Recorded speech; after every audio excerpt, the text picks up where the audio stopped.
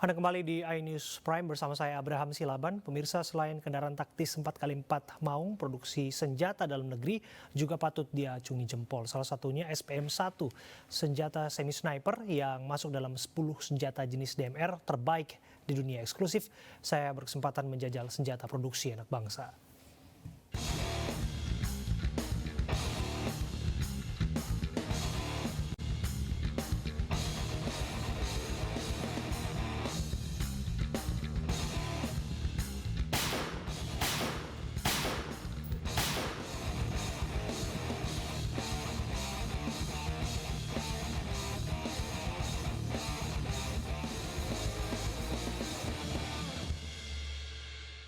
Apa yang menjadi pembeda antara Maung versi terbaru yang baru diresmikan oleh Pak Jokowi dengan yang sebelumnya, pendahulunya? Baik, jadi kita mengembangkan kendaraan taktis, kendaraan operasional untuk keperluan militer ini berdasarkan beberapa kebutuhan.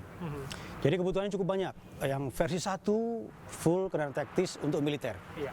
Operasi-operasi lapangan dan yang lain, dan jarak jauh dan di lapangan yang sangat challenging ya. Nah, kita buat Maung versi 2. Versi 2 itu yang ramah, tidak hanya untuk yang militer tapi juga untuk sipil. Nah, yang versi 3 itu keunggulannya lebih kompak, lebih lincah, sehingga untuk operasi-operasi yang jarak dekat dia mampu menerobos beberapa medan-medan yang sangat challenging, tapi juga di pertempuran jarak dekat di perkotaan kita bisa masuk. Jadi di sini ini adalah tempat perakitan kendaraan tempur ANOA. Tapi sebenarnya tidak hanya merakit kita. Kita juga melakukan desain, development, dan juga kita melakukan validasi, sertifikasi sampai ke mass production. Ini hal untuk ANOA. ANOA yang sini. ANOA ini sudah cukup banyak, lebih dari 400 kita buat. Ini ANOA 2 ya Pak ya? Ini ANOA 2. Namanya kalau ini yang sudah selesai ya Pak ya? Ini sudah hampir selesai, tinggal memasang senjata yang di atas sama komunikasi. Hampir selesai. Luar biasa. Ya. Untuk senjata sendiri kaliber berapa Pak? Ya, Pak? Kalau senjata ini biasanya kita gunakan RCWS, Remote Weapon Control System. Itu menggunakan senjata dari Pindad yang kaliber 12,7. Ini juga memenuhi standar NATO. NATO ya Pak? Standar NATO untuk yang bodinya itu sudah mencapai NATO Standard Agreement level 3. Untuk yang bodi yang di samping, yang di bagian bawah, kita sudah kembangkan dan sudah kita lakukan pengujian dan tes untuk yang strukturnya.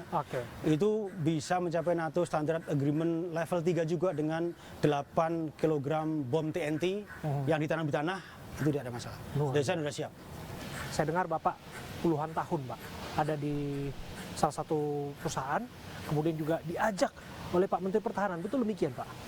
Jadi kalau saya itu kebetulan punya background, setelah selesai saya pendidikan S2 S3 di luar negeri, saya ditawarin untuk bekerja di perusahaan pesawat, perusahaan otomotif, dan perusahaan macam-macam. Akhirnya saya coba dalamin perusahaan otomotif. Saya di Amerika total 17 tahun. Saya pulang ke Indonesia, saya kembali ke alma mater, saya mengajar gitu ya. Pas saya di ITB diminta untuk membantu, karena memang banyak sekali riset saya di bidang pertahanan juga. ANOA tadi untuk yang standar NATO level 3 yang di bawah, bagian bom ranjau 8 kg, adalah riset kami bersama Pindad. Akhirnya saya diminta sekalian untuk join di Pindad. Selain senjata taktis dan kendaraan tempur, produksi senjata anak bangsa juga tak kalah hebatnya. Salah satunya SPM-1, senjata semi-sniper yang masuk dalam 10 senjata jenis DMR terbaik di dunia.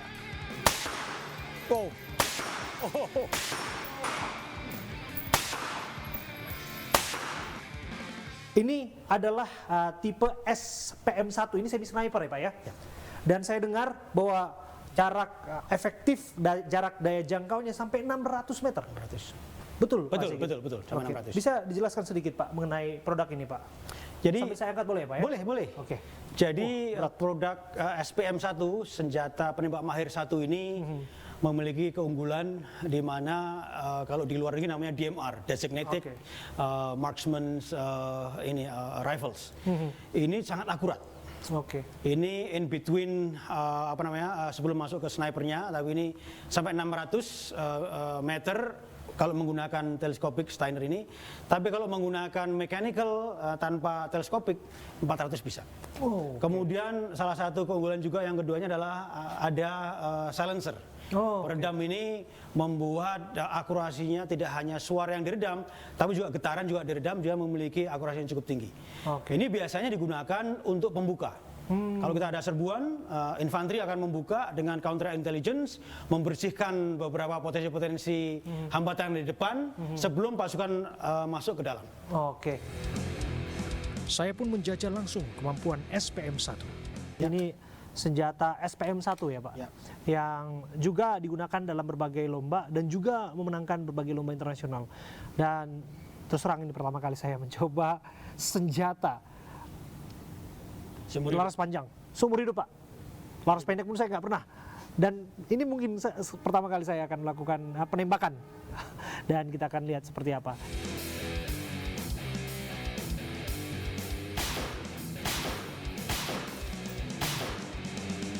Gimana Pak sebagai newbie?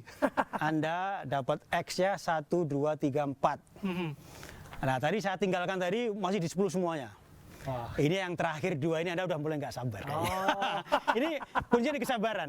Yang awal-awal masih bagus, masih halus, masih halus. Ini kayaknya yang terakhir ini mau buru-buru selesai. Nah kayaknya gini. Pada sebenarnya Anda bagus nih. Ini groupingnya luar biasa nih. Luar biasa. Sebagai the beginner, rookie Pak. Sebagai rookie Anda luar biasa nih, hebat. Selamat. Pak Sigit, terima kasih sekali lagi Pak. Ya pemirsa, kita beralih ke informasi lainnya. Ketua Umum Partai Gerindra Prabowo Subianto menemui Wali Kota Medan, Bobi Nasution di rumah dinas Wali Kota Medan. Prabowo memuji menantu Presiden Jokowi yang duduk sebagai Wali Kota Medan. Pertemuan Prabowo Subianto dan Bobi Nasution disinyalir menjadi sinyal kuat dukungan Partai Gerindra untuk Bobi maju dalam pemilihan Gubernur Sumatera Utara 2024 mendatang. Prabowo juga menegaskan Gerindra merupakan partai pengusung saat Bobi Nasution maju sebagai calon wali kota di tahun 2020 silam. Prabowo menyampaikan masih cukup waktu untuk Bobi untuk buktikan kepemimpinannya. Ya, apa harus eksplisit? Ya kita dulu juga yang mengusung beliau kan, wali kota, ya kan, jadi ya, saya kira waktu masih cukup ya untuk Pak Bobi sosialisasi ataupun memperlihatkan leadershipnya dan sebagainya. Tapi ya kalau saya monitor ya cukup. Pemirsa, 3 partai yakni PKS, Nasdem, dan Demokrat menggelar pertemuan di kediaman Anies Baswedan di Lebak Bulus, Jakarta. Ketiganya mendukung pencalonan Anies Baswedan untuk maju dalam Pilpres 2024.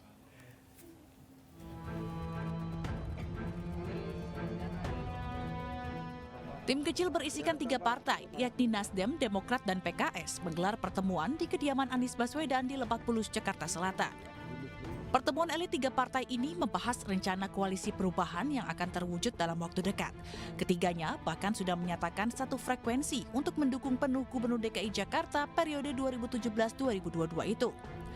Kini ketiga partai tengah bersiap bersama-sama untuk mendeklarasikan Anies Baswedan sebagai calon presiden 2024. Kami berkumpul makan siang bersama di rumah bersama dengan teman-teman partai koalisi, yaitu dari Partai Nasdem, Partai Demokrat, dan Partai Keadilan Sejahtera.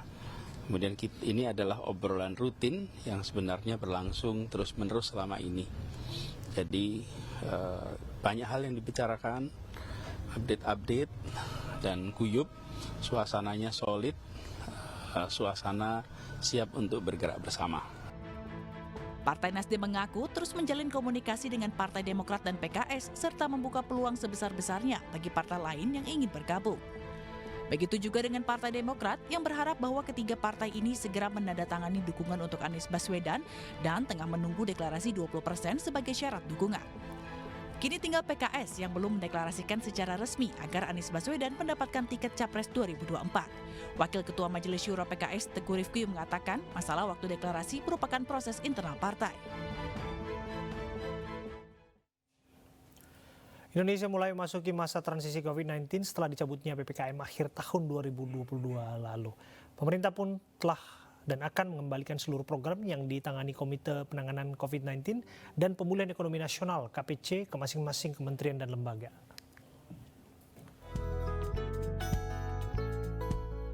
Pemerintah mulai menetapkan masa transisi COVID-19 seiring melandainya kasus dan dicabutnya PPKM pada akhir tahun 2022 lalu.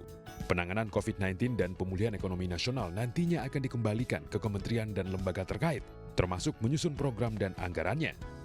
Hal ini ditegaskan Menko Perekonomian Erlangga Hartarto pada Rapat Koordinasi Nasional Transisi Penanganan COVID-19 dan Pemulihan Ekonomi Nasional 2023 di Jakarta.